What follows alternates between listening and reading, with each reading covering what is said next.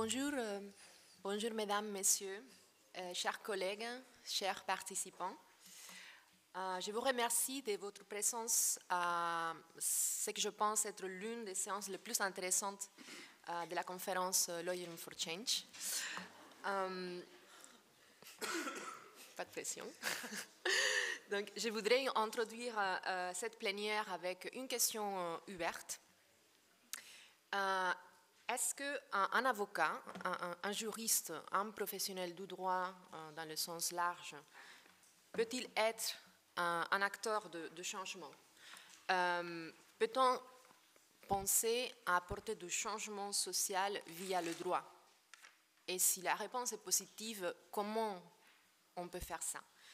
Donc, pour répondre à ces questions, j'ai le plaisir de réunir autour de la table aujourd'hui 4 exemples remarquables d'avocats, juristes, militants de droits humains qui ont réussi à mobiliser des actions de droit et les transformer en outils de changement et de combat social.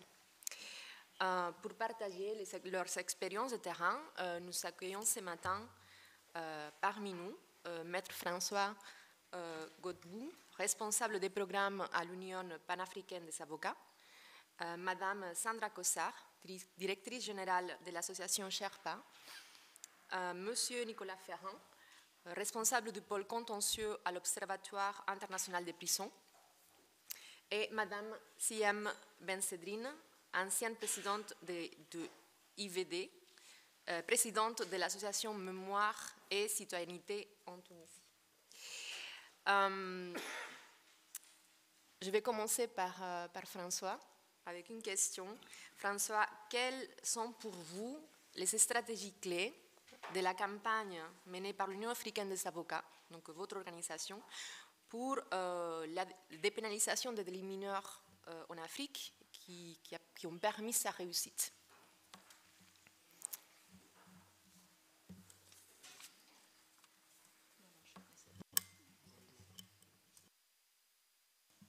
Oui, OK, merci.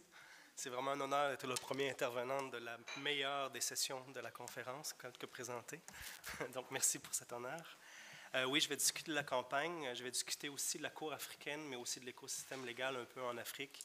Et je vais parler aussi de mon organisation, parce que je crois que les 2 derniers éléments sont un peu moins connus ici dans cette audience. Donc, juste pour mettre les choses en perspective. Donc, si vous permettez, quelques mots sur le PALU. Fondé en 2002 à Addis Abeba, en Éthiopie, mais avec un secrétariat seulement depuis 2010. Donc, une organisation relativement jeune. Je suis trop loin du micro? Désolé. Donc, une organisation relativement jeune, depuis 12 ans seulement, et j'y travaille moi-même personnellement depuis 2010 également. Ce qui est bien, par contre, c'est qu'on a un protocole d'entente avec l'Union africaine depuis 2006, ce qui a ouvert énormément de portes. Et si on regarde un peu le rôle du PALU dans le paysage organisationnel de l'Union africaine, on peut voir justement l'avantage d'avoir ce protocole d'entente. Je peux vous donner quelques exemples d'interactions positives, bien sûr, avec la Cour africaine puis les autres instances, en plus de nos 33 dossiers contentieux devant la Cour. Donc oui, on fait beaucoup de contentieux devant la Cour africaine, mais on fait aussi beaucoup d'autres activités de plaidoyer. Donc je les mentionne quelques-uns.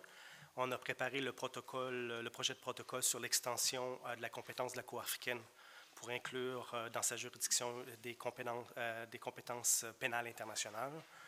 On a également élaboré la structure institutionnelle de l'assistance juridique de la Cour africaine. On a travaillé à l'élaboration du cadre politique de la justice transitionnelle africaine depuis 2010 et ça a abouti en 2019 seulement à ce processus. On est également le consultant principal pour l'élaboration du plan d'action et de mise en œuvre de la décennie des droits de l'homme et des peuples en Afrique. Et également, on a joué un rôle positif avec la Cour africaine, mais aussi avec la Commission africaine des droits de l'homme et des peuples, dans la campagne de sensibilisation pour requalifier et dépénaliser les délits mineurs en Afrique. Donc, je vais vous entretenir un peu plus avantage aujourd'hui. Malgré tout, pour l'Union africaine, il faut mentionner qu'elle a connu une véritable résurgence depuis 2002. Si on regarde depuis 1963 jusqu'à 2002, quand il y a eu une mutation de l'EUA vers l'UA, il y avait 43 traités et protocoles qui ont été adoptés, mais depuis ce jour, 22 traités supplémentaires et protocoles ont été adoptés.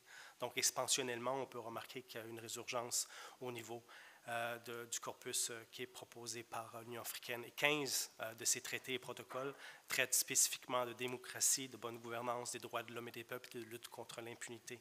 Donc, c'est assez costaud.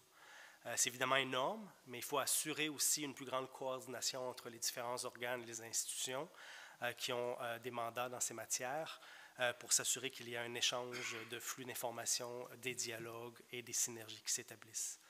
La Cour, dans cet écosystème, évidemment, est un acteur incontournable. Elle a la compétence en matière contentieuse pour connaître toutes les affaires concernant l'interprétation et l'application de ces instruments, dont la Charte africaine, qui est la plus importante. Mais elle a également une compétence en matière pour émettre des avis consultatifs que certaines catégories d'acteurs peuvent amener à leur considération, dont l'Union panafricaine des avocats, en raison de ce protocole d'accord que j'ai mentionné avec l'Union africaine. Nous avons également été la première organisation de la société civile qui a reçu le statut d'amicus curiae à la Cour et qui a été nommé fournisseur d'aide juridique à la Cour. Donc, deux précédents qui étaient très intéressants pour nous. Malgré tout, la Cour est assez jeune. Elle n'a que 15 ans d'existence, avec depuis 2016 seulement. Son premier véritable dossier en 2009, très peu de dossiers jusqu'en 2015, donc très, très récent comme Cour. Il faut s'assurer malgré tout de conserver des bases solides et de la stabiliser afin de la protéger, parce qu'elle est souvent attaquée par les différents États qui en font partie. Donc, deux principes fondamentaux qu'il faudrait rappeler pour le contentieux stratégique. Vous les connaissez, c'est sûr, on cible le changement, mais on sensibilise également au-delà du cas unique. Donc, c'est pour ça qu'on essaie toujours d'établir un dialogue, qu'on essaie d'établir un dialogue qu'on dit constructif avec les États, afin de créer des antagonismes qui rendraient difficile, voire impossible, tous les dialogues futurs. Et je vais donner les exemples des déclarations qui sont dites de l'article 34, alinéa 6 du protocole établissant la Cour. La Cour africaine doit recevoir le mandat des États pour entendre des causes des individus et des ONG. Donc, il doit faire une déclaration supplémentaire sous l'article 34.6.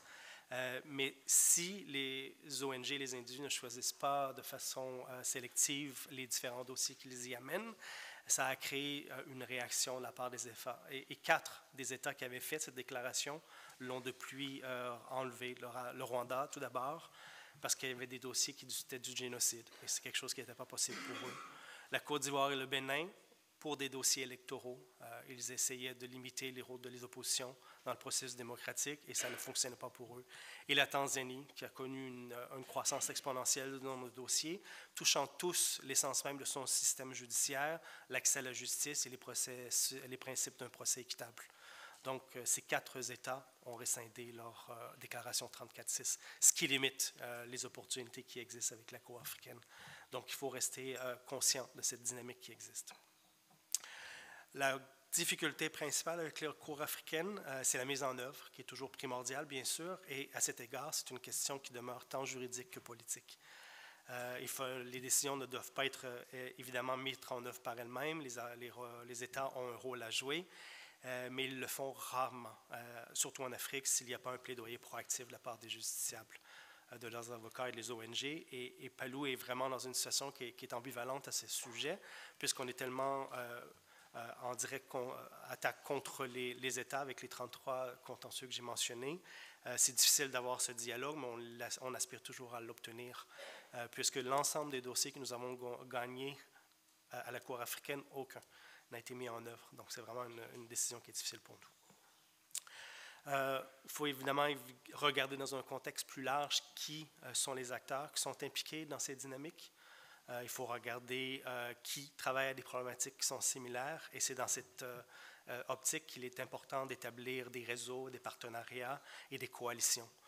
Je peux en nommer 4 qui sont, selon nous, les plus importantes dans notre travail. Il y a la Coalition pour une Cour africaine efficace, une coalition pour une Commission africaine indépendante, une contestation aussi d'organisations qui travaillent au sein de la Commission africaine avec son forum des NGO, qui aura lieu à Banjul la semaine prochaine, j'y serai. Et bien sûr, la campagne pour la dépénalisation des délits mineurs en Afrique, qui est une campagne qui existe depuis 10 ans, avec plusieurs excellents acquis, mais c'est avec un réseau assez large d'organisations au niveau continental, régional et national qui nous a permis d'obtenir l'ensemble de ces gains. Peut-être plus davantage parler de cette campagne maintenant. Les délits mineurs, si vous les connaissez, sont des infractions qui entraînent des peines qu'on dit moins sévères, qui devraient normalement ne pas entraîner de peine de prison, mais seulement amener des amendes. Mais ce n'est pas toujours le cas. Ça dépend bien sûr de la situation dans chacun des pays, mais des similarités existent, puisque dans certains cas, ils partagent un héritage colonial similaire, puisque ces principales lois ont été adoptées par les empires coloniaux pour contrôler les populations légales. Et dans plusieurs des cas, elles existent toujours. La dernière fois qu'on a fait un recensement, c'était 22 pays qui contenaient encore ces provisions de l'ère coloniale. La problématique principale qu'on essaie d'appliquer dans cette campagne, c'est que l'application des lois cible souvent de manière disproportionnée des groupes spécifiques tels que les femmes et les plus défavorisés, avec comme résultat, bien sûr, menaces, intimidations et même détention, ce qui ne devrait pas être le cas pour ce type de délit. Autre problématique secondaire, ces infractions sont vagues et si larges dans leur description qu'elles sont susceptibles d'une interprétation qu'on pourrait qualifier de généreuse, avec comme résultat, on fait place au subjectif par la personne qui exerce le pouvoir coercitif et amène de la corruption avec des menaces d'incarcération si on ne soudoie pas la personne qui exerce ce pouvoir. Conséquence encore majeure, un délit mineur peut entraîner des peines qui sont disproportionnées, dont un possible casier judiciaire, en plus de stigmates sociaux qui y sont associés.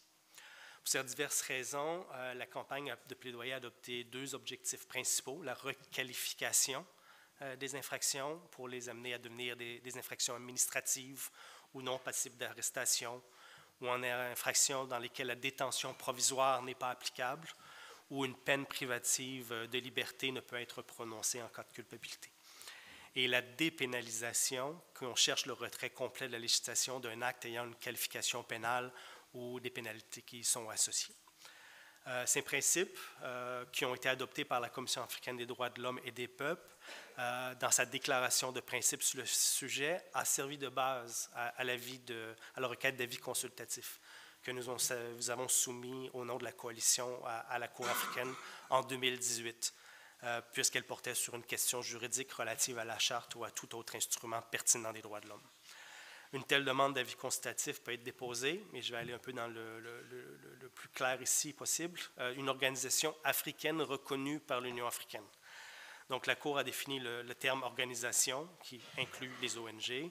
Elle a défini également « organisation africaine » comme étant une organisation qui est enregistrée dans un État africain, qui a des structures au niveau régional ou sous-régional et qui exerce ses activités au-delà du territoire de l'enregistrement.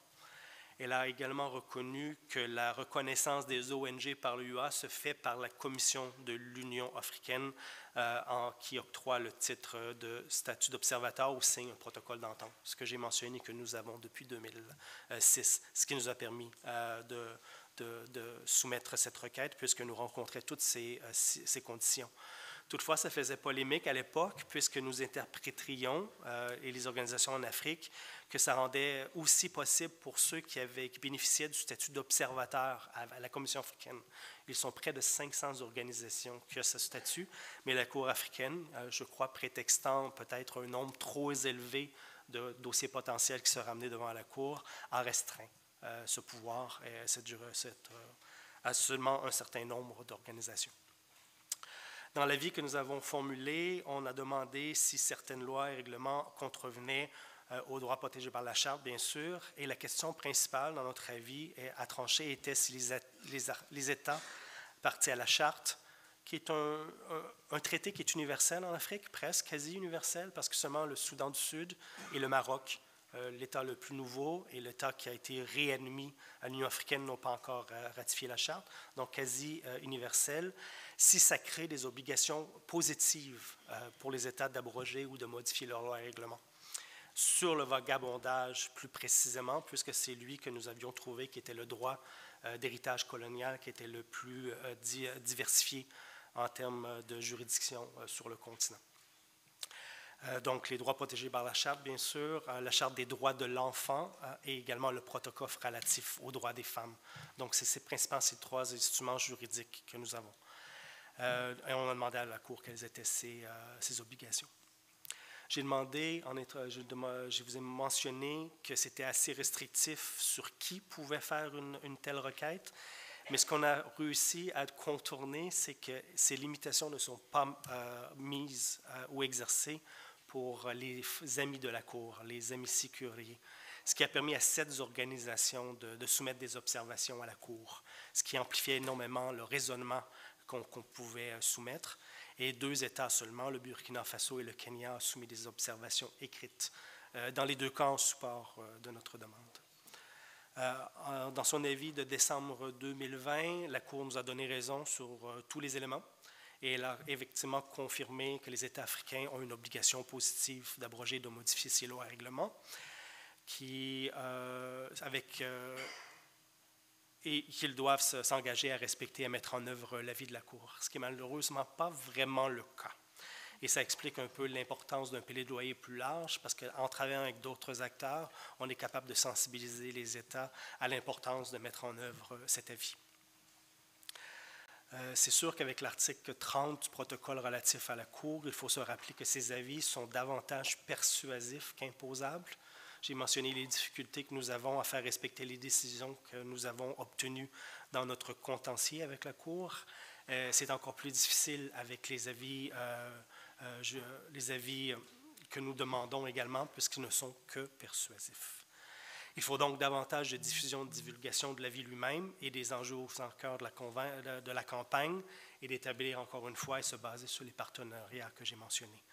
On continue à travailler avec la Commission africaine, qui est d'un véritable support pour nous, surtout la rapporteure spéciale sur les prisons, les conditions de détention et le maintien de l'ordre en Afrique. Mais aussi au niveau national, il faut continuer le plaidoyer pour poursuivre les réformes de droit, en particulier avec les commissions nationales de réforme du droit lorsqu'elles existent, mais également avec les institutions nationales des droits de l'homme et les ONG qui peuvent, donc j'ai mentionné l'établissement de partenariats était essentiel. Donc c'est un bref survol de la campagne en tant que telle, mais également dans quel écosystème cette requête avait été formulée pour mettre un peu en perspective cette action. Merci.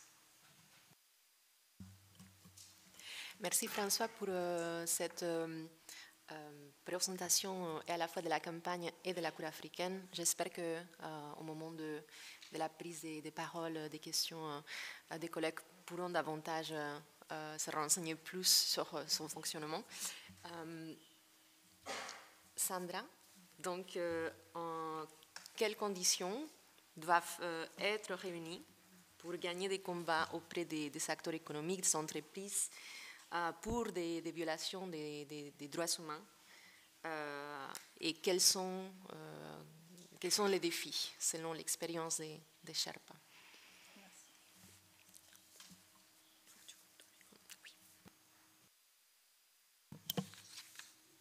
Vous m'entendez? Merci, bonjour à tous. Je commence par présenter Sherpa, qui est une association de juristes et d'avocats. Et en effet, nous essayons d'utiliser le droit comme un outil pour lutter contre l'impunité des multinationales liée à la globalisation et à la mondialisation des échanges économiques comme financiers. Donc notre mandat, c'est de protéger et défendre les victimes de crimes économiques. Sur le contexte, c'est qu'on a pu constater justement que les crimes internationaux comme le génocide, crimes de guerre, crimes contre l'humanité ont fait l'objet d'une prise de conscience assez large et d'une répression grandissante, notamment contre les personnes physiques. Or, les crimes économiques, eux, sont largement demeurés et demeurent encore soit ignorés, soit complètement impunis. Et pourtant, dans le cadre de cette mondialisation, justement, il y a de plus en plus de multinationales qui violent les droits de l'homme et l'environnement. Et l'objectif que nous avons, c'est de réduire justement cette réalité économique qui est qu'il y a des grands groupes aujourd'hui, des multinationales qui existent, qui opèrent comme des groupes, qui sont parfois plus puissants que les États, et cette réalité juridique qui fait qu'un groupe multinational aujourd'hui n'existe pas en droit, ça n'existe pas en droit international privé, ni public d'ailleurs. Ce sont de multiples entités et les unes ne pouvant pas être responsables pour les autres. Et il y a très très peu de législation qui permettent d'appréhender justement cette notion économique et de faire en sorte que l'entreprise puisse être prise dans sa globalité et qu'on voit l'entreprise à travers sa chaîne de sous-traitance, sa supply chain. Pour ceux qui suivent ces sujets-là, il y avait une loi en France qui a été votée en 2017, pour laquelle nous avons fait beaucoup de plaidoyer, et qui aujourd'hui, grâce justement à un plaidoyer collectif, est sur la table de l'Union européenne par une directive qui est en train de voir le jour autour des sujets en anglais de HRDD, Human Rights Due Diligence. Alors je vais essayer d'avoir deux approches. La première, c'est sur quelle est la méthode que nous, on pense efficace pour essayer d'appréhender cette question de la criminalité économique et financière.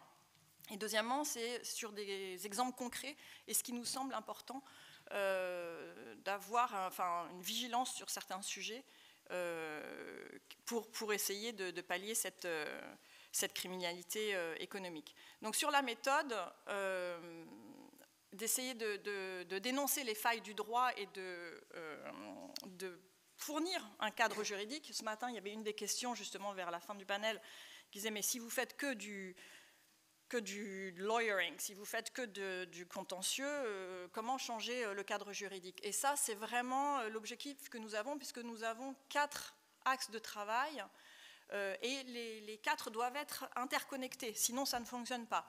Donc il y a la question du renforcement de capacité, faire en sorte de faire comprendre à des acteurs qui ne sont pas forcément juristes en quoi le droit aujourd'hui est un outil très puissant. Il est utilisé par les multinationales, mais il doit être utilisé aussi par nous, acteurs de la société civile. Donc c'est du renforcement de capacité.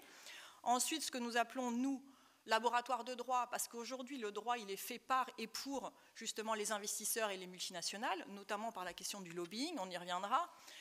Et donc, on essaye de produire des notes de doctrine pour montrer que le droit, c'est pas intangible, c'est pas comme la Bible ou le Coran, c'est quelque chose qui doit s'adapter, en fait, à la société dans laquelle on est. Si c'est une société qui est corsetée et justement complètement tenue par les intérêts économiques, évidemment, le droit va ressembler à ça. Mais le droit, il doit bouger et il doit faire en sorte, justement, de permettre le vivre ensemble. Donc, on essaye de proposer des réflexions et des recommandations innovantes, en fait, pour qu'ensuite elles puissent être portées en plaidoyer. Ensuite, il y a le contentieux stratégique, et j'y reviendrai.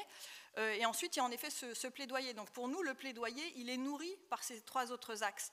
Ce n'est pas du name and shame des campagnes, c'est le fait de proposer un cadre juridique, que ce soit au niveau national ou international, est plus légitime quand vous pouvez démontrer que vous avez été devant telle et telle juridiction et que ça ne fonctionne pas, parce que c'est ce qu'on nous a répété quand on a poussé pour la loi de devoir de vigilance, mais il y a tout dans le droit aujourd'hui positif. Pourquoi vous allez essayer de créer une nouvelle législation? Non, quand vous avez été, et je reviendrai dessus justement, vous avez été dans différents contentieux et que vous arrivez à démontrer qu'en fait les victimes n'ont pas eu accès à la justice, donc c'est plus efficace ensuite pour discuter avec des décideurs politiques et de montrer ce qui a dysfonctionné dans le cadre juridique. Donc qu'est-ce que c'est que le contentieux stratégique? Le contentieux stratégique, c'est un contentieux qui va au-delà de la question du droit particulier des intérêts privés. C'est vraiment dans un but de changement systémique, avec un impact qui va au-delà du litige lui-même et des personnes individuelles que vous représentez. Bien que, évidemment, la réparation de ces victimes-là est l'objectif premier, mais il doit être plus large. Donc c'est de mettre en lumière un problème social, environnemental ou politique qui se traduit par un obstacle juridique. Le contentieux stratégique, ça doit aussi permettre un changement profond et durable qui doit innerver le débat public. L'action contentieuse, elle s'inscrit dans une stratégie politique et philosophique pour nous de long terme. Et c'est pour ça qu'on mélange l'action contentieuse, par exemple, avec le laboratoire de droit. Donc nous, quand on lance des contentieux stratégiques, on travaille avec des universitaires, des décideurs, justement pour essayer de faire des liens en fait, entre la dénonciation de ce qui dysfonctionne devant les juridictions, le fait qu'en effet les victimes n'aient pas accès à la justice, mais le fait aussi que derrière il faut proposer quelque chose. On n'est pas juste dans le constat que ça ne fonctionne pas, sinon en effet on n'avance pas et on n'est pas en train de lawyering for change. Et donc dans ce cadre-là, par exemple de travail universitaire, on a fait, alors c'est sur, j'en ai quelques-uns, mais c'est sur notre site web, donc sur Sherpa, c'est en français comme en anglais, ça s'appelle Cahier de propositions pour réguler les multinationales, où on essaye de faire des propositions qui sont valables évidemment pas uniquement sur le cadre national français, mais au moins en tout cas européen. Il y a des dispositions aussi, notamment autour du traité ONU, pour que ceux qui travaillent sur ces sujets-là puissent s'en saisir également.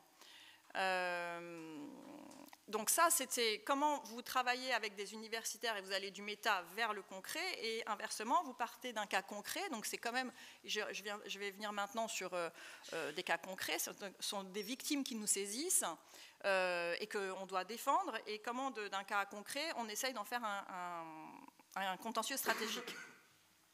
Et peut-être un dernier point sur le contentieux stratégique, parce que c'est vraiment un sujet aujourd'hui qui prend de plus en plus d'ampleur.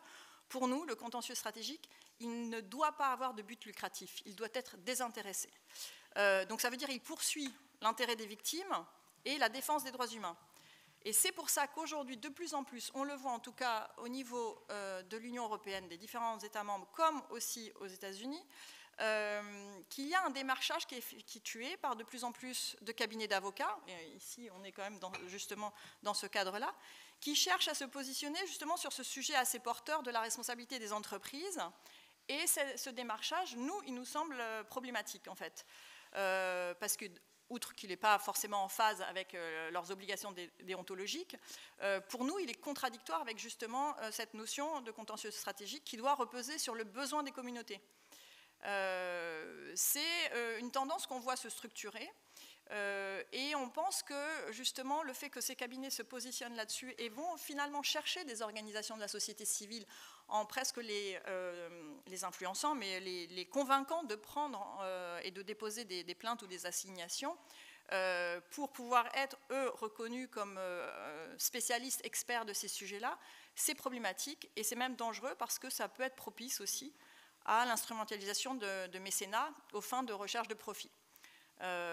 Donc ça, c'est quelque chose pour des acteurs qui seraient sur ce sujet-là de corporate accountability, business and human rights, que vous devez avoir en tête, il me semble. Parce que les victimes ou les personnes qui sont affectées doivent rester la condition sine qua non de la légitimité de l'action. Alors, ce qui a changé, et peut-être maintenant, pour venir, donc j'étais sur la méthode, la façon dont on pense, nous, justement, cette globalité, quelques cas pratiques. Alors, comme je le disais, on fait à la fois du plaidoyer donc, et du contentieux stratégique.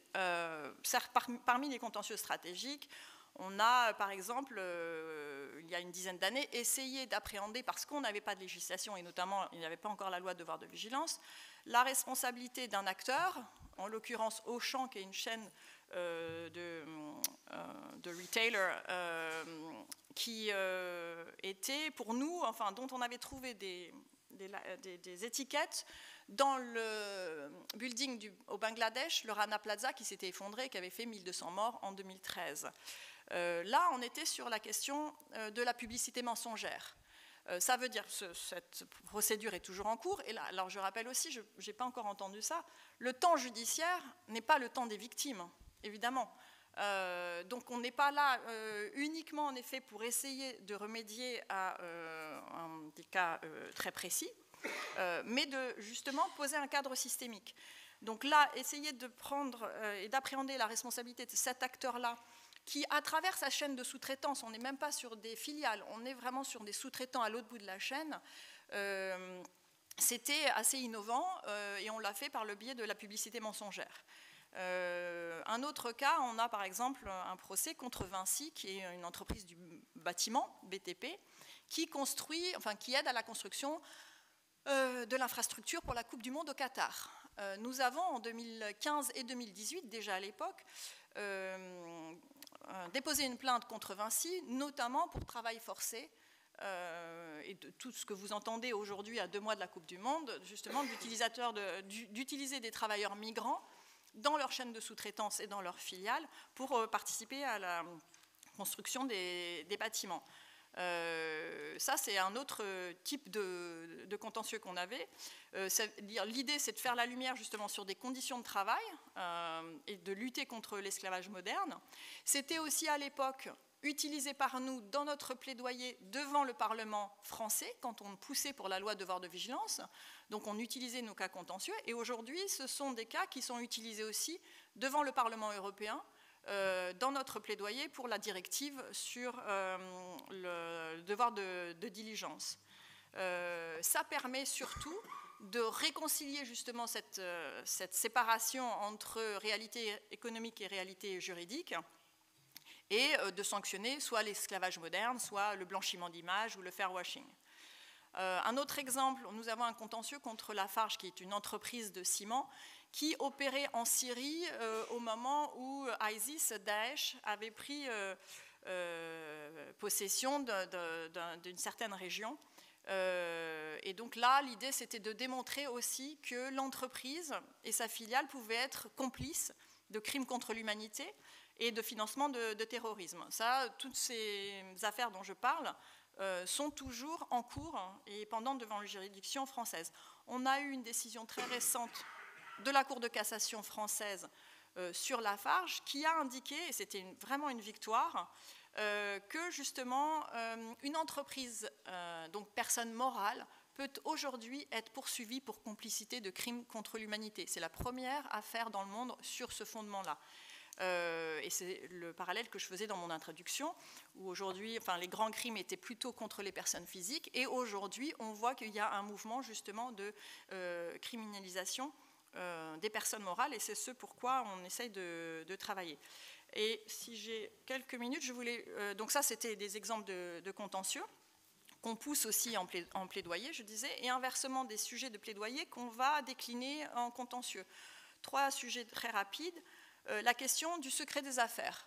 Je ne sais pas si vous en avez entendu parler. En anglais, on dit trade secret. C'est une directive aussi au niveau de l'Union européenne, donc qui a dû être ensuite transcrite dans les pays membres de l'Union européenne, et qui permet en fait de protéger, et c'est assez récent, mais on voit tout ce mouvement-là, je reviendrai c'est mon 3e point, ce mouvement en fait de réduction de l'espace civique pour la société civile. Là, c'est une directive européenne qui permet de protéger les intérêts économiques légitimes des entreprises, donc protéger le savoir-faire, etc., information commerciale. Et en réalité, derrière cette directive et les transpositions qui ont été faites, ça permet de museler complètement, notamment les journalistes d'investigation et les médias, et donc de ne pas pouvoir utiliser pour les avocats et pour les journalistes des informations qui seraient divulguées par ces entreprises-là. Ça a 2-3 ans maintenant, et c'est complètement intégré justement par les entreprises. Il y a encore eu un cas très récent où un journal a essayé d'obtenir des informations, a écrit un article dans un journal très connu en France, et il a été poursuivi pour atteinte au secret des affaires et condamné financièrement à non seulement retirer l'article, mais payer des dommages et intérêts aussi à l'entreprise qui était mentionnée. Donc ça, c'est un sujet aussi très important, et donc d'un sujet politique qui est aujourd'hui en discussion aussi au niveau parlementaire, pour comment l'améliorer. On essaye d'en faire un contentieux, puisqu'on est parti avec justement des journalistes d'investigation et des journaux pour attaquer ce droit-là et essayer de montrer justement les failles de ce droit-là. Et peut-être la question aussi des poursuites bâillons, je ne sais pas si vous en avez entendu parler, c'est la façon dont aujourd'hui les grands groupes essayent de museler justement la société civile en les attaquant judiciairement devant les juridictions. Donc nous, par exemple, nous avons fait une plainte contre Vinci pour travail forcé au Qatar. Vinci nous a attaqué plusieurs fois sur différents fondements, atteinte à la présomption d'innocence, diffamation, etc. C'est une façon de museler la société civile. Alors il se trouve qu'on est avocat et qu'on arrive à se défendre et qu'on ne craint pas trop pour notre vie, mais les gens que nous défendons craignent pour leur vie et souvent sont complètement justement tétanisés, parce que c'est l'objectif des poursuites bâillons. En anglais, c'est SLAP, Strategic Litigation Against Public Participation, parce que vous allez passer des ressources infinies financière, de temps et voire psychologique à vous défendre au lieu de faire votre travail qui est de dénoncer les violations des droits par ces acteurs économiques. Donc ça, encore une fois, on le travaille en tant que plaidoyer, puisqu'on va essayer de faire changer la législation, c'est-à-dire que quand Vinci nous attaque 6 fois, on devrait pouvoir aller devant les juridictions et dire c'est un abus de droit. Aujourd'hui, ça n'est pas possible. Donc on essaie de travailler sur ce cadre juridique et en même temps de se défendre nous-mêmes, puisqu'on est attaqué. On a créé, au niveau européen, on participe à une coalition justement sur ces questions de SLAPP pour Sud-Bayon qui s'appelle CASE, et au niveau français, on ne se taira pas. Et peut-être la dernière question, puisque j'en parlais ce matin avec certaines personnes, c'est, je pense que vous allez discuter de ça dans les 2 jours, c'est aussi la criminalisation des défenseurs des droits de l'homme, et notamment les questions de désobéissance civile, etc. Nous, on voit le pendant de ça, c'est-à-dire dans le shrinking space of civil society, où vraiment la réduction de cet espace de la société civile se caractérise et est caractérisée en fait par la réduction de la recevabilité de l'action associative. Ça veut dire quoi? Ça veut dire qu'aujourd'hui, quand vous êtes une association de droits de l'homme ou de l'environnement, de plus en plus, vous devez être recevable, alors ce que dit soit la jurisprudence ou soit la législation, et devant, nous on a une trentaine de procédures en cours, chacune de nos procédures, notre recevabilité est soulevée ou critiquée ou jugée irrecevable.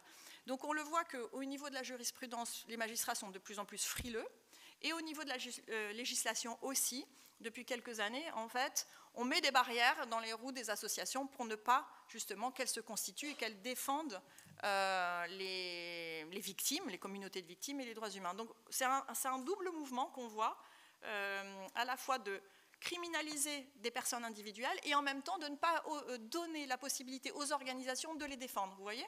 Donc ça, c'est pour nous l'ensemble de ce mouvement-là, qu'il faut dénoncer, et pour le dénoncer, on essaye, je reviens sur cette question de méthode, d'être à la fois dans le contentieux stratégique et dans le plaidoyer. Et ce qui fait un peu la ligne directrice un peu de tous ces sujets, que ce soit secret des affaires, que ce soit poursuite Bayon, que ce soit justement la réduction de l'espace pour la société civile, pour nous en tout cas, c'est vraiment la question de la captation des pouvoirs par ces acteurs multinationaux, donc ce qu'on appelle en anglais corporate capture. Parce que ces acteurs-là, aujourd'hui, c'est ceux qui font la norme, c'est ceux aussi, du coup, qui, par le biais de cette norme, influencent les décisions des juridictions. Quand vous voyez que justement un journaliste ou un journal est condamné parce qu'il a simplement publié des informations qui devaient être d'intérêt public, en fait, c'est ça. C'est quoi la différence en corporate capture? C'est vraiment de redistinguer, de faire la différence entre l'intérêt public, l'intérêt général et les intérêts privés. Et les entreprises, depuis à peu près une vingtaine d'années, nous ont tellement brainwashés qu'aujourd'hui, on ne sait plus faire cette différence-là et on confond intérêt public, qui devrait être défendu par l'État, et les intérêts privés. Merci Sandra pour ce focus sur le contentieux stratégique comme outil de changement et comme outil qui sert à légitimer justement ou à appuyer des actions des plaidoyers. On va continuer, je pense, à se focaliser sur les contentieux stratégiques. Et donc, Nicolas, quelles ont été les leçons apprises de la campagne contentieuse, justement, menée contre la France devant la Cour européenne des droits de l'homme sur la dignité des conditions de détention? Merci, c'est bon, le micro fonctionne. Merci pour votre invitation et puis pour me donner la parole maintenant. Alors très rapidement, moi je travaille à l'Observatoire international des prisons, mais la section française. Et en ce qui me concerne, le volet international de l'OIP n'a peu de réalité. Hein, je travaille exclusivement sur la France. Alors effectivement, pour aborder la table ronde d'aujourd'hui, j'ai proposé d'évoquer la campagne contentieuse que nous avons lancée sur les conditions de détention et qui a conduit à la condamnation de la France en janvier 2020 par la Cour européenne des droits de l'homme. Alors peut-être 2 mots très rapides du constat, du constat de départ, en fait, du contexte. Une surpopulation chronique très importante dans les prisons françaises. En 2015, quand nous avons lancé la campagne, 43 prisons avaient un taux d'occupation allant de 150 à 300%. Et cette situation de surpopulation ainsi que la vétusté de nombreuses prisons imposaient ainsi quotidiennement des conditions de vie dégradantes à plusieurs dizaines de milliers de personnes. Parallèlement à ça, alors que la jurisprudence européenne commençait à se construire et avait posé en 2000 l'obligation pour les États de garantir la dignité des personnes détenues dans leurs conditions de détention, aucun recours en France leur assurant une protection adéquate n'était prévu contre ces conditions de détention indignes. En 2015, donc, l'OIP a décidé d'engager une action contentieuse qui visait à répondre aux 2 objectifs que nous poursuivons dans nos statuts. D'une part, promouvoir faire une pression contentieuse permettant de promouvoir une politique de moindre recours à l'emprisonnement, d'une part, et d'autre part, garantir aux prisonniers des conditions de détention humainement tolérables, notamment grâce à l'existence d'un véritable recours. La stratégie que nous avons mise en place, je souhaite vous en dire 2 mots. Visait à prendre le gouvernement et l'État français en tenaille en agissant simultanément devant les juges français et européens.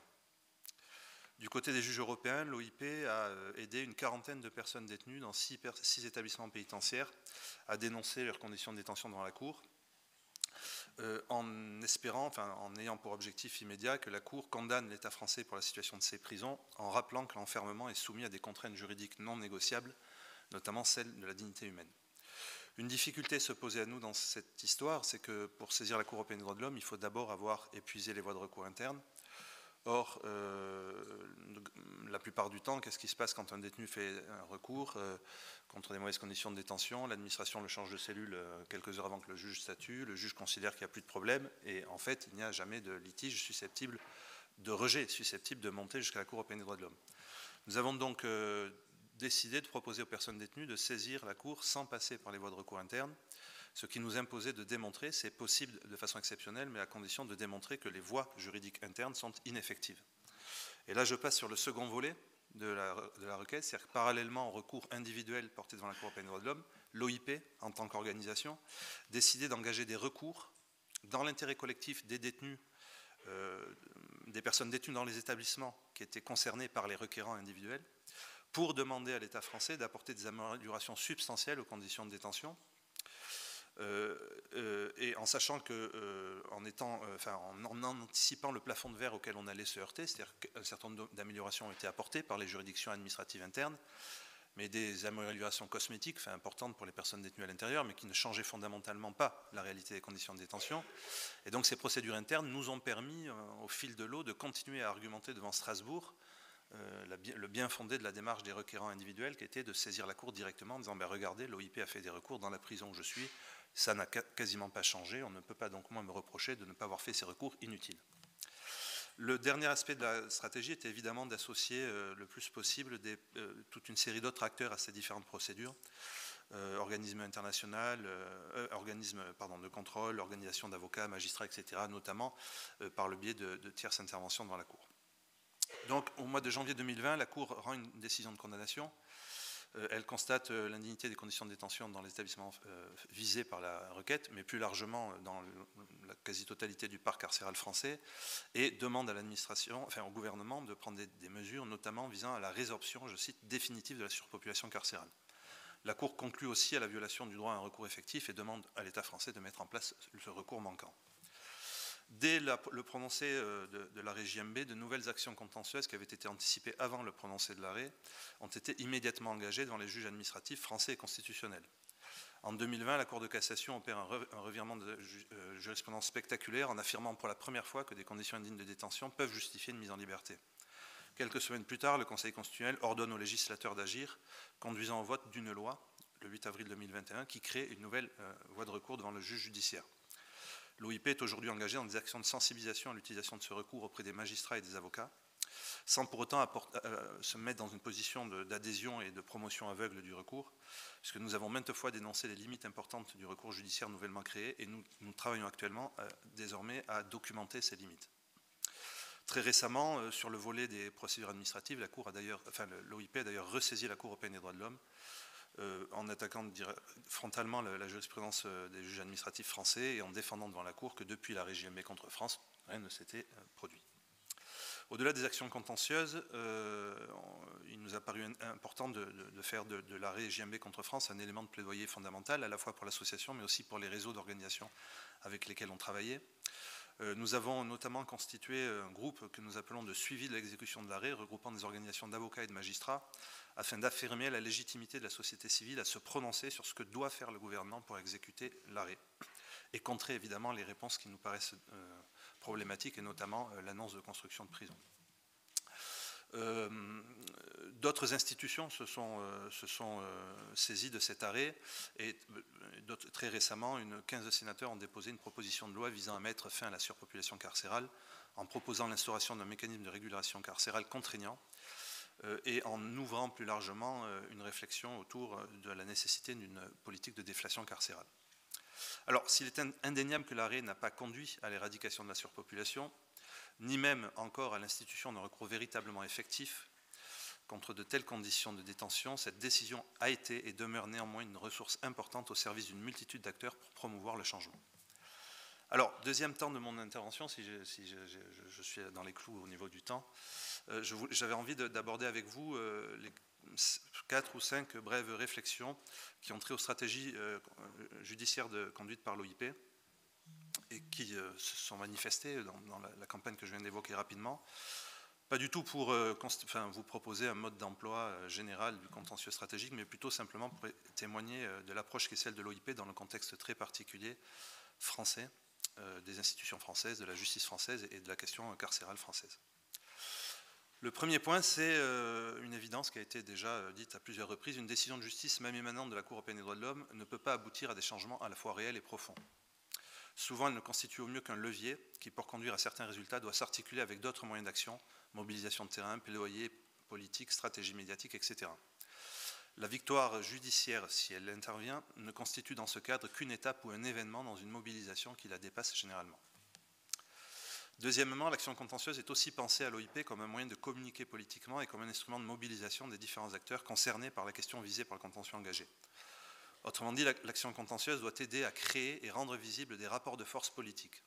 C'est l'importance qui a été rappelée tout à l'heure de la constitution de coalitions autour d'actions contentieuses. Mais pas simplement d'ONG. L'association développe des stratégies visant à l'implication d'une pluralité d'acteurs et notamment, pour les obliger à se positionner, et notamment d'acteurs institutionnels. Alors je prendrai un exemple.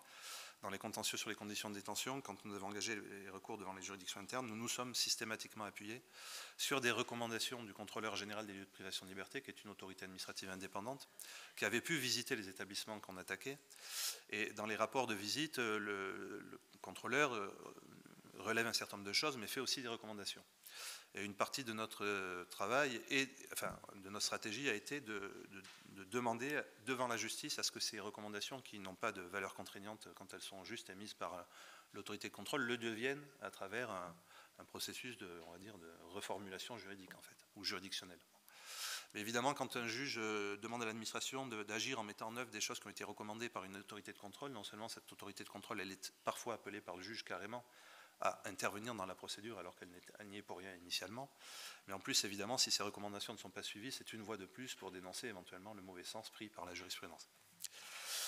Troisième remarque que je voulais faire avec vous, c'est que l'OIP pratique ce que nous appelons un contentieux offensif, par opposition à un contentieux défensif qui consiste à réagir à des décisions ou à des textes émanant de l'État ou du législateur que l'on attaque pour essayer d'en neutraliser ou d'en limiter les effets négatifs. Cela fait plusieurs années que l'OIP n'attaque plus les décrets ou les circulaires lorsqu'ils paraissent et qu'il ne se cale donc plus son activité contentieuse sur l'agenda politique gouvernemental. Nous créons nos contentieux en choisissant les termes de la question que nous voulons poser. Nous proposons des réponses. Je renvoie à ce que disait Sherpa tout à l'heure sur les documents qu'ils produisent et qui sont des réponses aux juges finalement qu'ils saisissent par ailleurs. Nous choisissons le moyen opportun pour engager ces contentieux ainsi que le juge auquel nous allons nous adresser. Cette construction contentieuse a marqué notre campagne sur les conditions de détention. Je rappelle à la fois le dépôt de requêtes individuelles devant la Cour européenne des droits de l'homme, simultanément des recours de l'OIP dans l'intérêt collectif des détenus devant le juge français administratif, après le prononcé de l'arrêt JMB contre France, saisine simultanée de tous les juges judiciaires, administratifs et constitutionnels français. Nos stratégies contentieuses se greffent de moins en moins sur des litiges individuels pour de nombreuses raisons, et notamment dans un souci de protection des personnes détenues. Mais aujourd'hui, l'essentiel des contentieux que nous conduisons sont des contentieux qui sont engagés au sein de l'OIP, ce qui pose évidemment la question de l'intérêt à agir, le nôtre est entendu de façon assez large devant les juridictions. Mais quel que soit le requérant, nous avons toujours à l'esprit la possibilité de mobiliser une multiplicité de procédures, parfois successivement, parfois de façon concomitante, et dans la perspective d'un encerclement des pouvoirs publics, mais aussi des juges que nous mettons en tension, en concurrence, pour assurer la protection des droits fondamentaux. Dans ce contexte, la frontière entre procédures perdues et procédures gagnées est un peu brouillée. Les procédures perdues par l'OIP devant le juge administratif dans le cadre de la campagne contentieuse des conditions de détention que j'ai évoquées il y a un instant ont par exemple joué un rôle déterminant dans la condamnation ultérieure de la France par la CEDH. Il peut être stratégiquement utile de perdre pour documenter des limites que l'on souhaite ensuite faire ultérieurement sanctionner.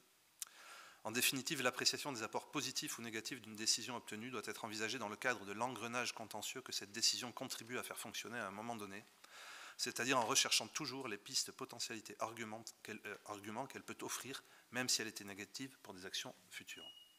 Dernier point, qui sera la conclusion, c'est un point qui m'est venu de façon plus récente lorsque j'essaie de réfléchir un peu aux contentieux menés par l'OIP. Je me suis rendu compte que dans tous ces contentieux pourraient être présentés indépendamment des enjeux pénitentiaires qu'ils posaient, sous l'angle d'un combat que nous avons mené avec les juges pour qu'ils acceptent d'entendre ce qu'on veut, pour qu'ils renforcent le pouvoir de contrôle qu'ils ne veulent pas exercer sur l'administration, etc. En réalité, ça m'a fait prendre conscience assez récemment de l'importance en fait qu'il y avait pour les acteurs qui décident d'investir le contentieux stratégique de se doter de stratégies visant précisément à augmenter leur pouvoir d'action au sein de cet espace juridictionnel, autour de l'intérêt à agir, autour de l'obligation pour le juge d'instruire dans l'hypothèse où le requérant ne peut pas apporter toutes les preuves nécessaires, dans l'obligation, dans le pouvoir que le juge se refuse vis-à-vis de l'administration en estimant qu'il ne peut pas aller jusqu'à lui ordonner telle ou telle chose. Toutes ces batailles, toutes ces victoires servent pour le contentieux futur, et évidemment, plus on pense ces stratégies-là, plus lorsqu'on a besoin de s'adresser à la justice, on a créé un environnement qui est pour nous le moins hostile possible. Merci. Et merci Nicolas pour nous présenter tous ces éléments, conditions du contentieux stratégique qui mènent en fait à le convertir dans un outil de changement. C'est très intéressant, j'espère que ça va ressortir dans les questions. Donc justement, l'impact du contentieux quand on perd. Donc, on essayera de revenir là-dessus, j'espère que via les intervenants. Et donc, pour clôturer le panel, Madame Bensedine, je voulais vous poser une question générale. Donc, quelles bonnes pratiques retenons-nous de l'expérience et du contexte tunisien quand on parle de Lawyering for Change? Merci, Madame, et bonjour à toutes et à tous. Je voudrais souhaiter un prompt rétablissement à mon ami Wahid Ferchichi qui aurait dû être là aujourd'hui à cette place, donc je ne fais que le remplacer au pied levé. Je vais me limiter à répondre à la question posée par Jennifer qui permet justement de résumer un peu ce panel et ce que je constate depuis tout à l'heure, c'est que nous sommes en train en fait d'aller dans le même sens sans nous avoir consultés, et je vais vous dire en quoi. Donc, première question, c'est quoi les bonnes pratiques et dans quel contexte ils viennent? Vous savez tous que la Tunisie a fait une révolution en 2011, qu'entre 2011 et 2014, il y a eu une construction d'un édifice institutionnel démocratique dont nous sommes toujours fiers, mais il nous est arrivé un grand revers le 25 juillet 2021. Le président de la République a fait un coup de force et il a pris un bulldozer et il s'est mis à raser toutes ces institutions nées de la post-révolution, ce qui fait que nous agissons dans un contexte où les outils traditionnels, les outils classiques que nous avions l'habitude, dans le cas de la société civile, d'utiliser pour défendre les droits et libertés, eh bien, parfois, nous sommes un peu démunis et il faut trouver des idées et des outils adaptés à cette situation tout à fait inattendue, en tout cas même pour nous, par rapport à la situation actuelle. Donc, première bonne pratique, et pour moi, je vais donc essayer de souligner les aspects positifs de cette mobilisation des avocats, mais de tous les acteurs de changement liés à la question justement de l'avocature au sens large du terme. Donc, ça peut nécessairement ça peut ne pas être nécessairement des avocats engagés dans l'ordre des avocats, mais également des juges ou des juristes ou simplement des organes et des associations impliquées dans l'accès à la justice, etc. Donc, premier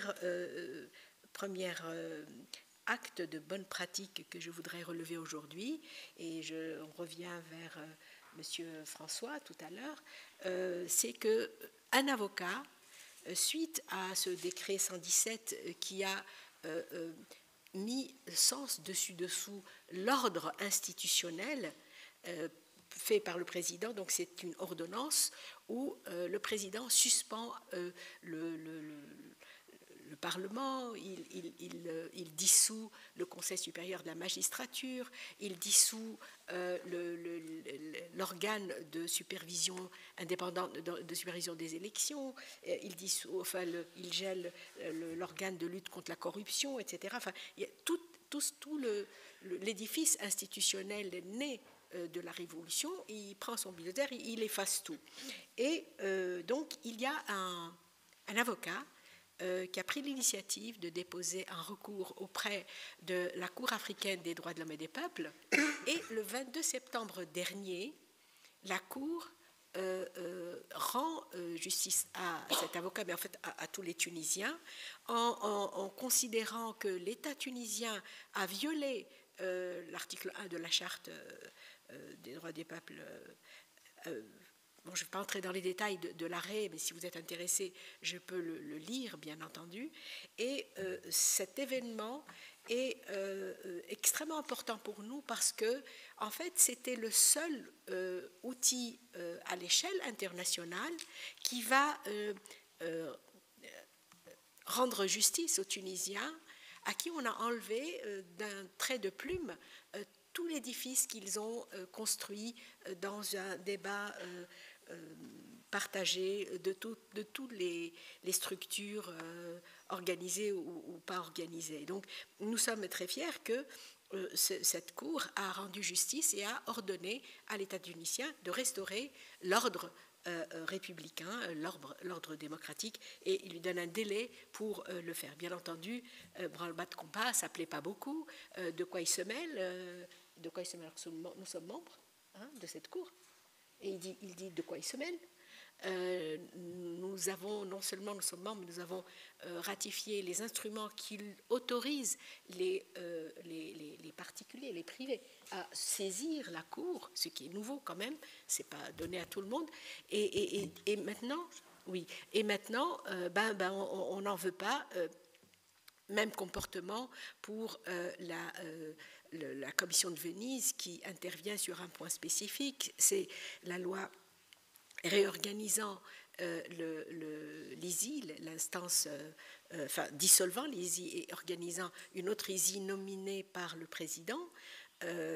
Quand elle fait l'argumentaire et elle sort sa décision montrant l'illégalité de l'ordonnance du président, même réponse, de quoi ils se mêlent, qu'ils aillent s'occuper de leur gondole. Nous, on ne veut pas les entendre. C'est l'atteinte à notre souveraineté nationale.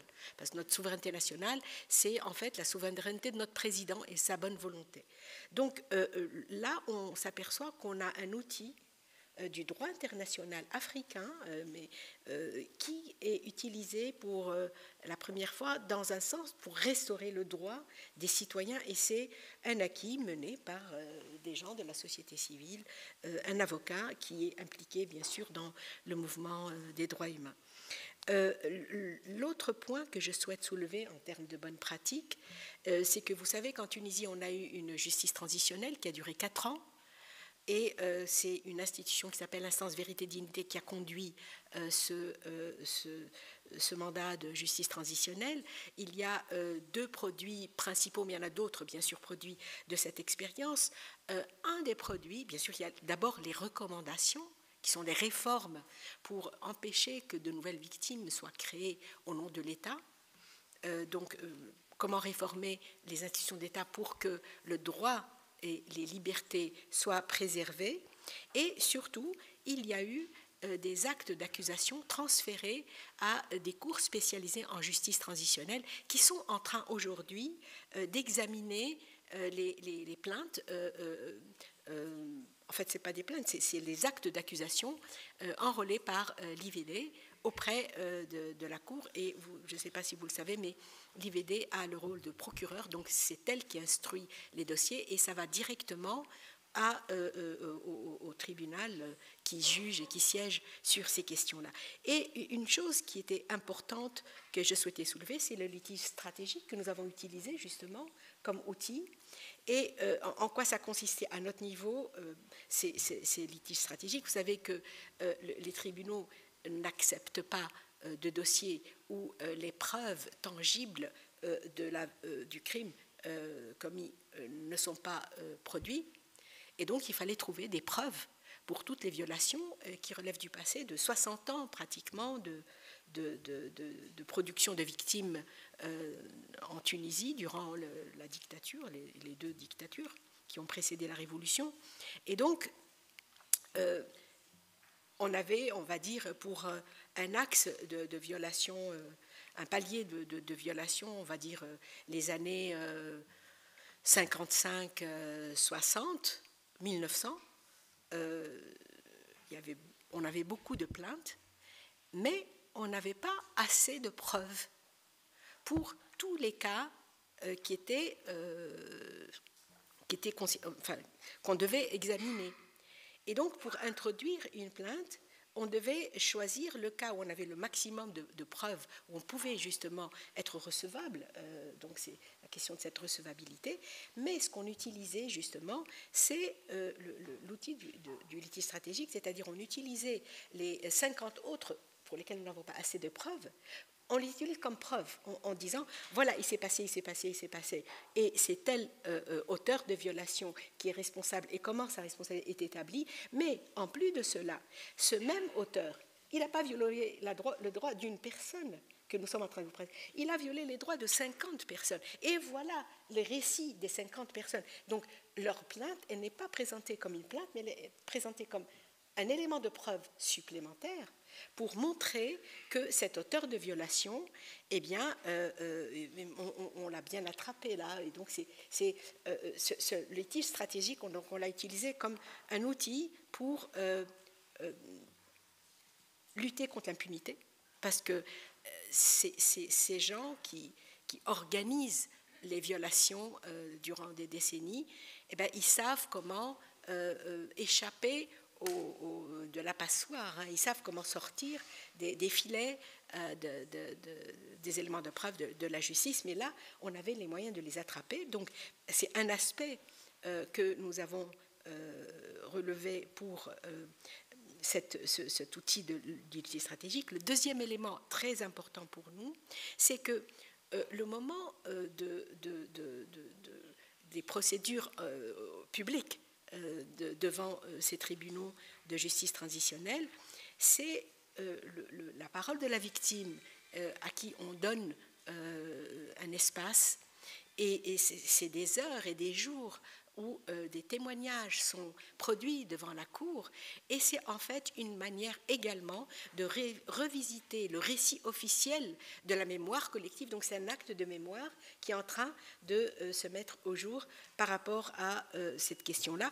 Et bien entendu, l'outil le plus important, c'est de produire des moyens de réforme du cadre juridique, notamment quand on dit que cet acteur de violation, il n'a fait qu'obéir aux ordres, et donc au vu de l'ancienne loi, il a une responsabilité mineure, et comme on n'a pas toujours des preuves écrites de l'ordre émis, donc ce qu'on a proposé dans le cadre de la justice transitionnelle et qui sont aujourd'hui validés par les tribunaux en justice transitionnelle, c'est que la chaîne de commandement, elle est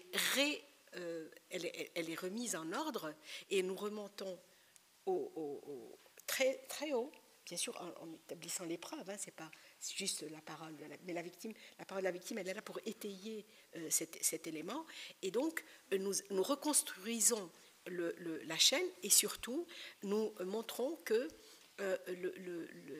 il y a aussi la responsabilité individuelle de l'acteur de violation, il ne s'agit pas aussi de l'éliminer.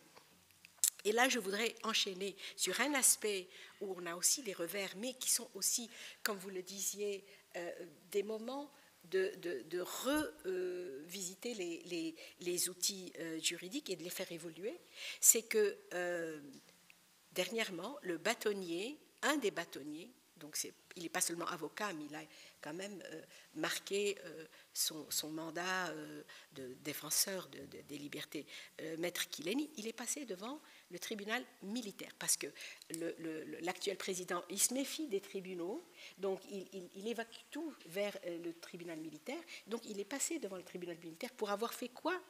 Pour avoir dit à des policiers qui sont en train de violer le droit d'un détenu que si aujourd'hui on vous donne des ordres de violer la loi, et si vous obéissez aux ordres de violer la loi, eh bien un jour, comme ça s'est passé en justice transitionnelle, pour les cas qui sont en train d'être examinés, vous allez un jour vous-même être redevable de votre acte, même, et ça ne vous protège pas. Les ordres du supérieur ne vous protègent pas contre le fait de violer la loi. Et donc, on est en train de faire évoluer aussi la loi en montrant que il faut introduire la question de la responsabilité personnelle qui est extrêmement importante. Un dernier point, et je m'arrête, j'espère que je n'ai pas abusé, c'est que ces défenseurs du droit souvent sont eux-mêmes victimes. Donc j'ai évoqué le cas de Maître Kileni, qui est un bâtonnier, d'autres avocats qui sont en train de passer devant le tribunal militaire, et également dans l'exercice de leurs fonctions, et les derniers, ceux qui passent aujourd'hui, ils ont été évoqués par Mme Seneb Ben Achour, Maître Rdemsi et Maître Hayed Jazar, ils passent pour avoir plaidé devant, c'est-à-dire c'est l'acte de plaider qui devient criminalisé, mais la bonne nouvelle, c'est que ces actes excessifs sont en train de se retourner contre ceux qui essayent de les utiliser et deviennent au contraire des outils pour faire évoluer justement la loi. Les juges, souvent, on les considère comme étant partie prenante du système et contre Eh bien, en Tunisie, aujourd'hui, c'est eux qui sont, aujourd'hui, je dis aujourd'hui, qui sont la clé de voûte du combat contre l'autocratie et après la dissolution du Conseil supérieur de la magistrature, qui était un peu le cadre de leur indépendance, et après la révocation de 57 juges, et comme par hasard, c'était les juges les plus honnêtes, pas tous bien entendu, mais les plus honnêtes, et ceux qui ont été révoqués, c'est ceux qui étaient dans la chaîne pénale, donc ceux qui étaient juste en face et collés à la police, qui voulaient juger à leur place. Et on leur sort tout le temps l'argument, nous on arrête les criminels et vous voulez libérer, parce qu'ils veulent mettre en prison les gens sur simple suspicion et des règlements, on le sait. Donc aujourd'hui, excusez-moi, le président de l'association des magistrats a vu son immunité levée et il est poursuivi parce qu'il a appelé à la grève, qui a été suivi par tous les tribunaux. Pendant un mois, nos tribunaux étaient immobilisés à cause justement de ces révocations arbitraires. Et c'est lui maintenant, parce qu'il a agi dans le cadre de la défense des droits de ceux qui jugent, justement. Et un dernier point, et je m'arrête, jusqu'où va ces violations des droits des juges, ce n'est pas simplement leurs droits qui sont jugés, c'est les droits des justiciables. Parmi les personnes révoquées, il y a eu la première présidente du tribunal de Tunis, qui est le principal tribunal, et bien entendu, ils ont fait un recours, le tribunal administratif les a rétablis dans leurs droits, et elle est allée dans son bureau. Qu'est-ce que lui fait le ministre de la Justice? Il lui ferme son bureau, il change les verrous, et pendant une dizaine de jours, les droits des citoyens n'étaient plus assurés parce que cette juge, elle avait les référés, c'est elle qui signait les référés, tous les référés, donc les arrêts urgents, ne pouvaient plus être signés parce que tout simplement la ministre de la Justice, qui obéit bien sûr au président, ne voulait pas que cette juge soit rétablie. Donc quand on touche aux droits des juges, en fait on touche aux droits des justiciables, et c'est pour ça qu'il y a toute une chaîne en fait de défense des droits et des libertés. C'est une chaîne solidaire, et on ne peut pas parler de l'accès à la justice sans les garanties de l'indépendance du judiciaire, à la fois pour le corps des avocats et le corps des juges. Merci.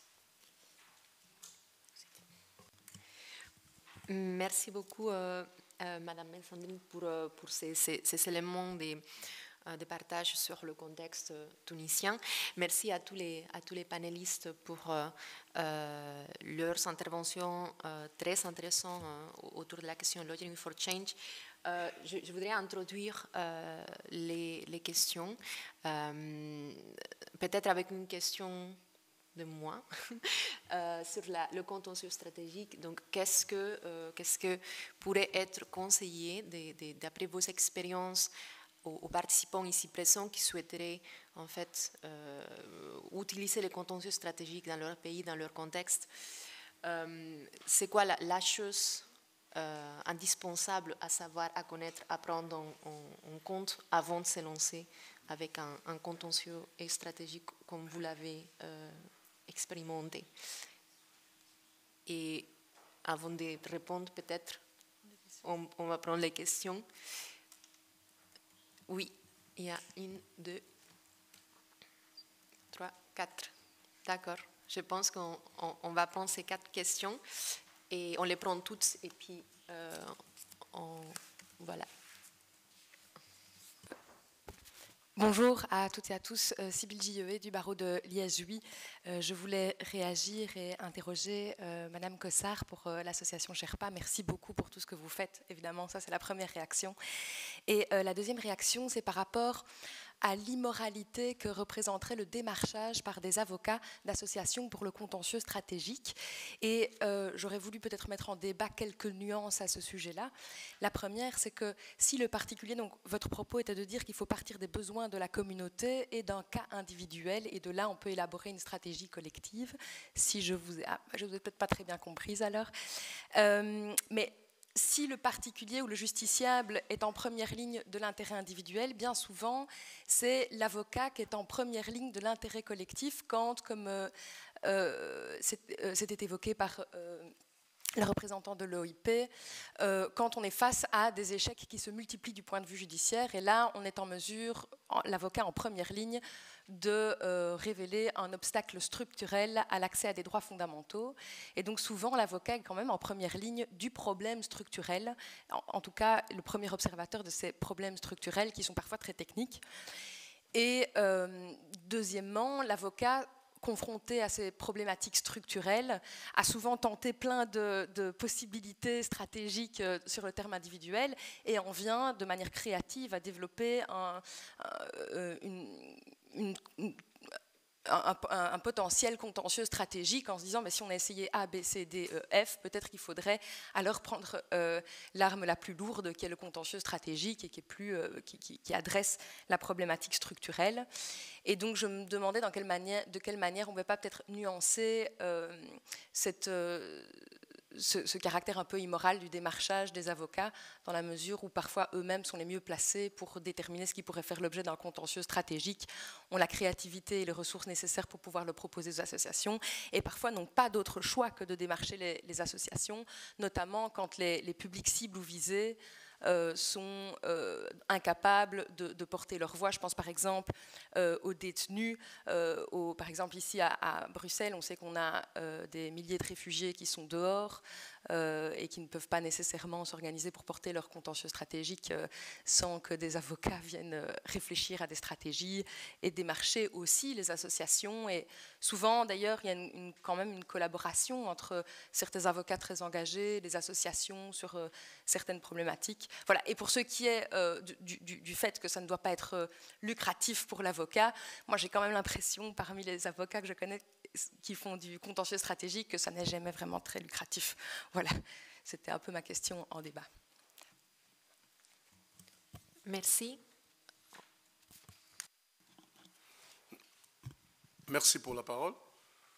Je suis maître Claude Kanyekete, avocat au barreau au Kinshasa, c'est-à-dire République démocratique du Congo.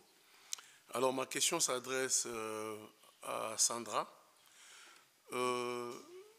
Dans votre mot d'introduction, vous avez essayé un peu de parler sur l'importance que l'humanité a accordée aux crimes de guerre, crimes de génocide, j'en passe, en ignorant l'aspect des crimes économiques internationaux.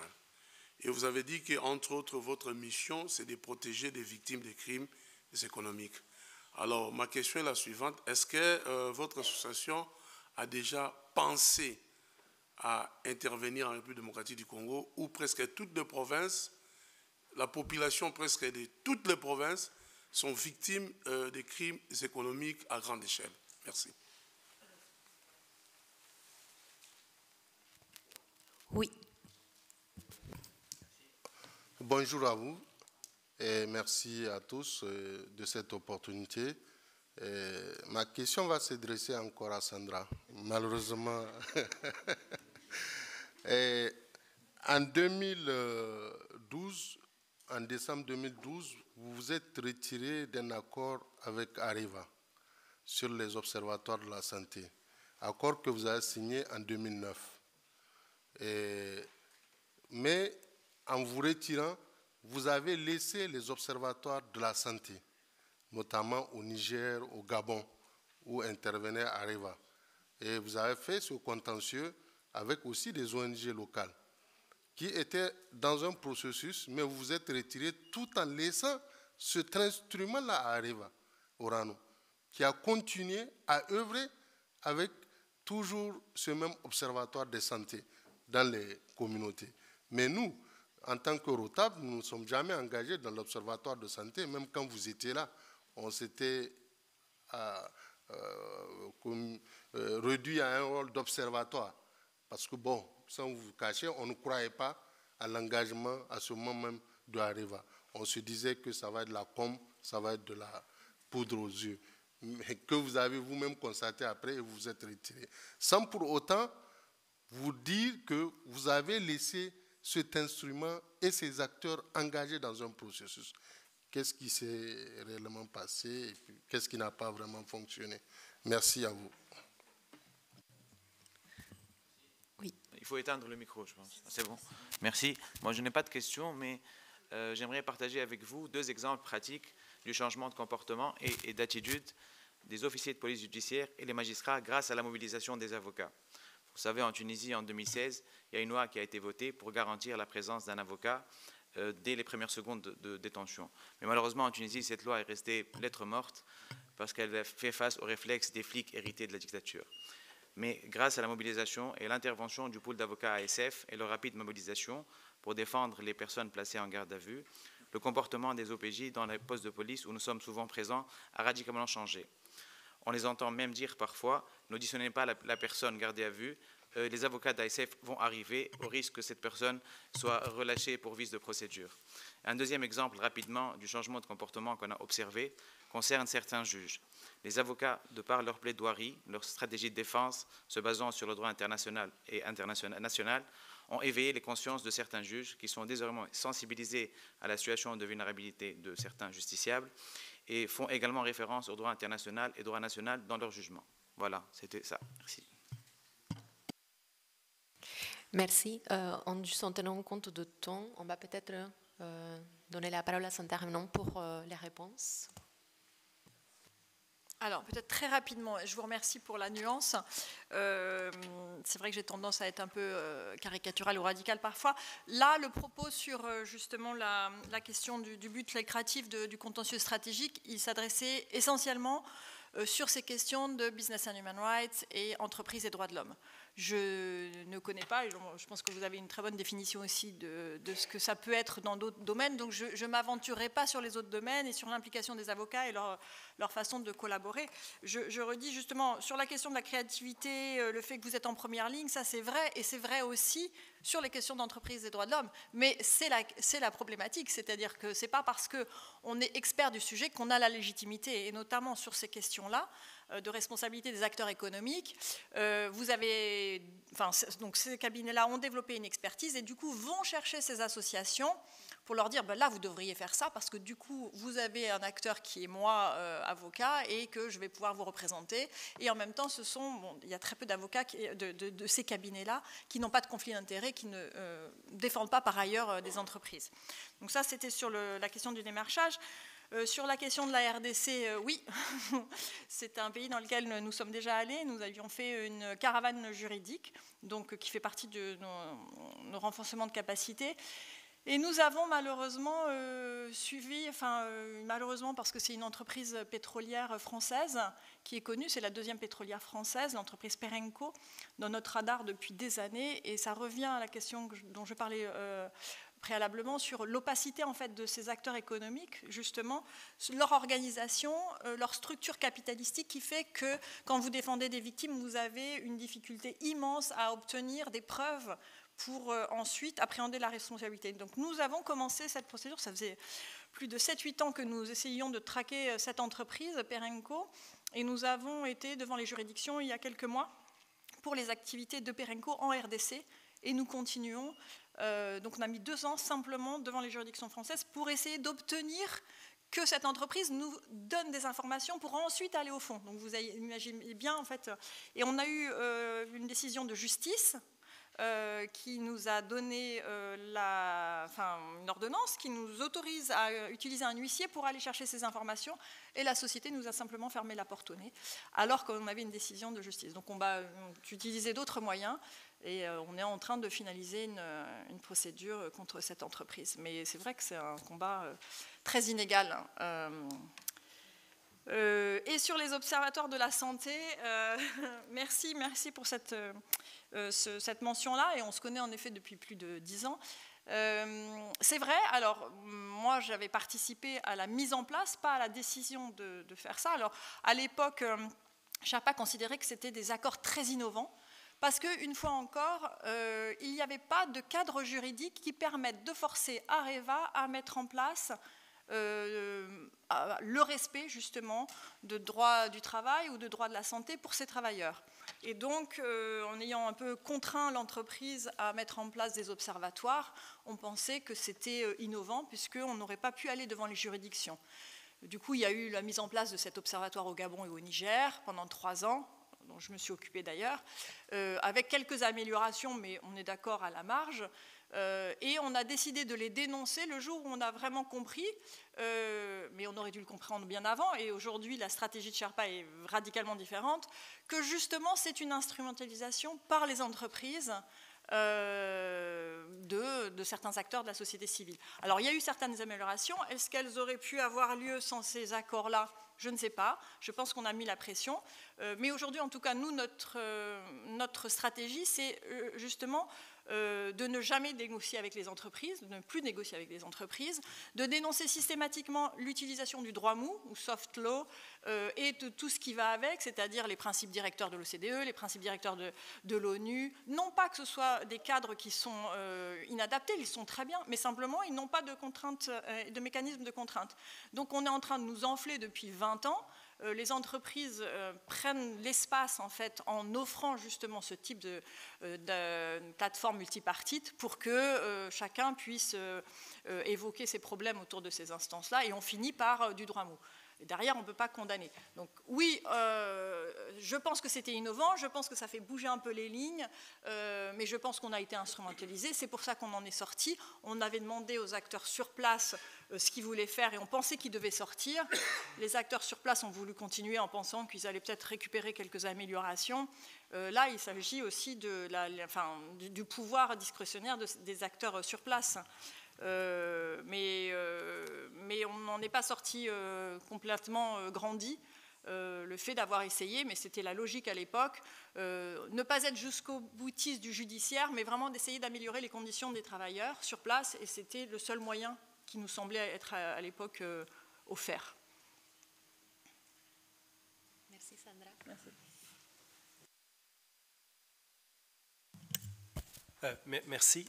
Quelques remarques sur la première question de la modératrice, sur les considérations à entreprendre. Je dirais que la première chose à considérer, essayer d'anticiper et de réduire l'impact, c'est évidemment les réactions politiques. J'ai mentionné beaucoup la Cour africaine ce matin, mais on fait très peu de contentieux stratégiques devant la Cour africaine. On en fait beaucoup plus, par contre, devant la Cour est-africaine de justice. Et je vais donner un peu l'exemple d'une réaction politique. Dès 2006, je travaille pour une autre organisation. On gagne un dossier relativement médiatisé sur les élections pour le Parlement est-africain. Et la réaction très rapide des États, c'est de proposer des amendements pour le traité établissant la communauté est-africaine. Donc, on réussit à gagner le premier dossier majeur, très politisé, retentissant. On se fait appeler pour négocier ensuite les amendements sans que ce soit vraiment une négociation, et se faire imposer par la suite une cour d'appel, une division d'appel qui n'existait pas, et de saisir la cour dans les 2 mois selon les faits qui sont reprochés, ce qui est très, très, très limitatif. Ce qui a vraiment limité, et on se plaint depuis 15 ans maintenant que ces amendements sont là, parce qu'on doit faire vraiment rapidement nos recherches et soumettre nos dossiers à la Cour. Et dans 2 mois, on ne peut pas vraiment anticiper pleinement ces réactions politiques. Et je vous donne un exemple qui est tout à fait récent. Dans les quelques dernières années, on défend les communautés Maasai en Tanzanie. On a 3 dossiers devant la communauté est-africaine de justice. La première, très immédiatement, on demande une demande d'injonction pour qu'ils cessent toutes les activités négatives sur les déplacements, sur les exactions, sur la torture, sur les arrestations, sur les déplacements à l'intérieur du territoire. On gagne là-dessus très rapidement, encore un beau jugement de la Cour est-africaine de justice que l'État ne respecte pas du tout. Et on se retrouve maintenant devant contempt of court, 1 an plus tard, parce que justement la résolution de la Cour n'est pas respectée. Et malgré tout, on doit soumettre 2 dossiers supplémentaires devant la Cour, dans 2 sous-régions différentes, 2 régions administratives différentes de la Tanzanie, puisque le gouvernement continue ce processus de déplacement des communautés Maasai de leurs territoires ancestraux. Donc, tout ça pour expliquer que les réactions politiques, vu que c'était une décision qui a été prise, puisqu'on n'a pas réussi à les entretenir suffisamment à l'avance, complique vraiment notre dossier, puisqu'on n'a aucun respect des décisions de la Cour. Et entre-temps, ils nous ont nommé un juge à la Cour d'appel qui était un ancien avocat du gouvernement burundais, qui est très, très sympathique aux récriminations des États. Et le dossier qu'on vient de perdre, justement, dans le premier de ces 3 dossiers, qui va aller évidemment en appel en raison des raisons égrégieuses qui a été mise dans le jugement, démontre justement que cet aspect politique ne pouvait pas être limité et qu'on aurait dû, dès le départ, justement, essayer d'avoir une discussion un peu plus positive avec les États. Et maintenant, on essaie de l'avoir parce qu'ils partent vraiment de des principes de conservation des ressources que les Maasai mettraient en danger, ce qu'on conteste évidemment. On conteste évidemment les moyens qui sont entrepris pour mettre en place ce mécanisme dit de conservation qu'ils entreprennent, mais malgré tout, cette conversation, si elle n'a pas lieu, si on ne peut pas anticiper les réactions politiques qui ont lieu suite à notre contentieux stratégique, mais on perd un peu une chance de faire le changement qu'on recherche avec ce contentieux. Merci. Merci. Nicolas, Madame Sandrine, vous voulez ajouter quelque chose? C'est bon de votre côté. Merci beaucoup. Merci pour la patience, puisqu'on a dépassé un peu le temps. Et bon appétit, s'il n'y a pas plus de questions.